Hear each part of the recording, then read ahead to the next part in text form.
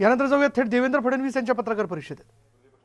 देवेंद्रजी फडणवीस आले, मी त्यांना विनंती करतो की त्यांनी संबोधित करावं, नंतर काही प्रश्न असतील तर आपण घेऊ।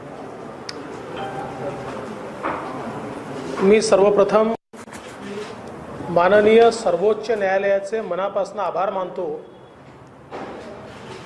की सर्वोच्च न्यायालयाने महाराष्ट्र विधानसभेने भारतीय जनता पक्षाच्या 12 आमदारांच्या निलंबनाचा जो अत्यंत अवैध असा ठराव केला होता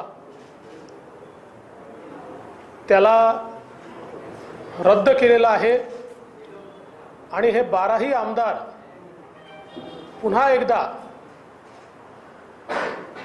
महाराष्ट्र विधानसभेमध्ये सहभागी होण्याकरता आणि आमदार म्हणून आपलं कर्तव्य बजावण्याकरता पूर्णपणे पात्र ठरवलेले आहेत।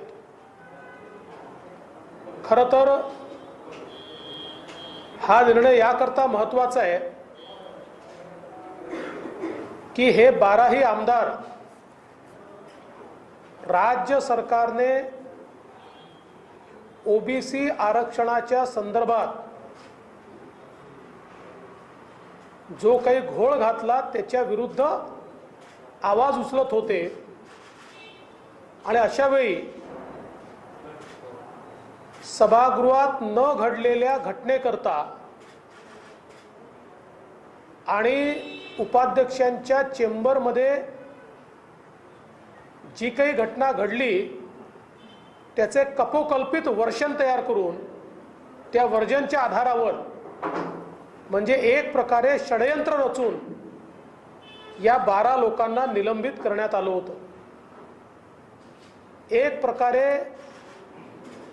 आर्टिफिशियल मेजॉरिटी तयार करण्याकरता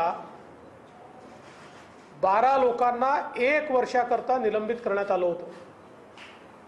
सर्वोच्च न्यायालयाने ही संपूर्ण कृती असंवैधानिक ठरवली आहे, इल्लीगल, इरॅशनल अशा प्रकारचे अतिशय कठोर शब्द सर्वोच्च न्यायालयाने वापरले आहेत।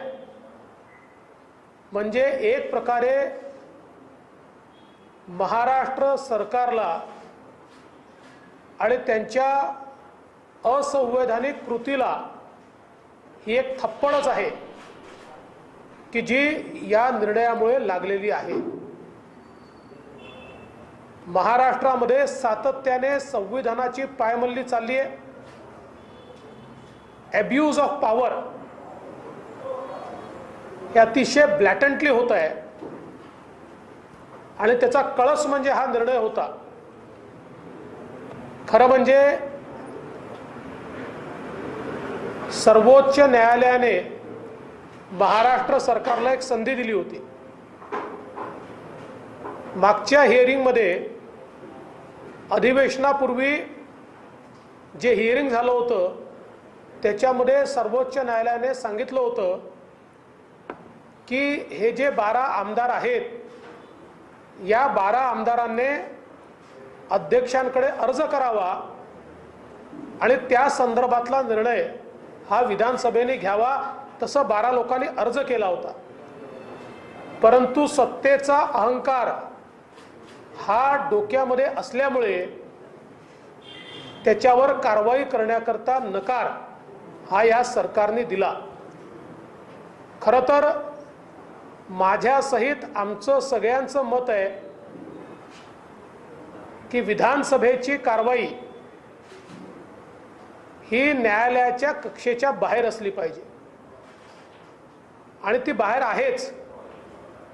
पण ज्या ज्यावेळी संविधानाची पायमल्ली होईल त्यावेळी न्यायालयाचा हस्तक्षेप हा होणारच आहे।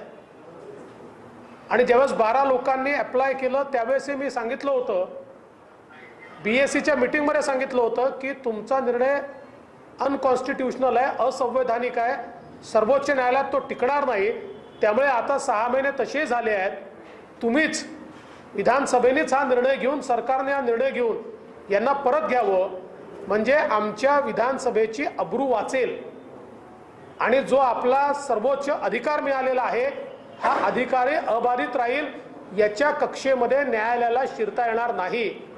आणि न्यायालयानेच ही संधी दिली आहे, म्हणजे न्यायालयानेच सांगितलं आहे की तुमच्या कक्षेत आम्हाला शिरायचं नाही, त्यामुळे तुमची असंवैधानिक कृती ही तुम्ही त्या ठिकाणी ठीक करा आणि या लोकांना परत घ्या। मात्र अहंकारी सरकारनं ते अमान्य केलं आणि आज एक ऐतिहासिक अशा प्रकारचा निर्णय हा सर्वोच्च न्यायालयाने दिलाय।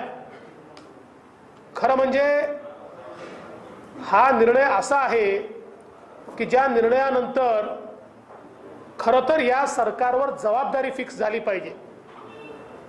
हे षडयंत्र रचणारे कोण होते, सभागृहामध्ये येऊन खोट्या स्टोऱ्या सांगणारे कोण होते, या ठिकाणी या आमदारांना विक्टिमाइज करणारे कोण होते, हे देखील आता समोर आलं पाहिजे।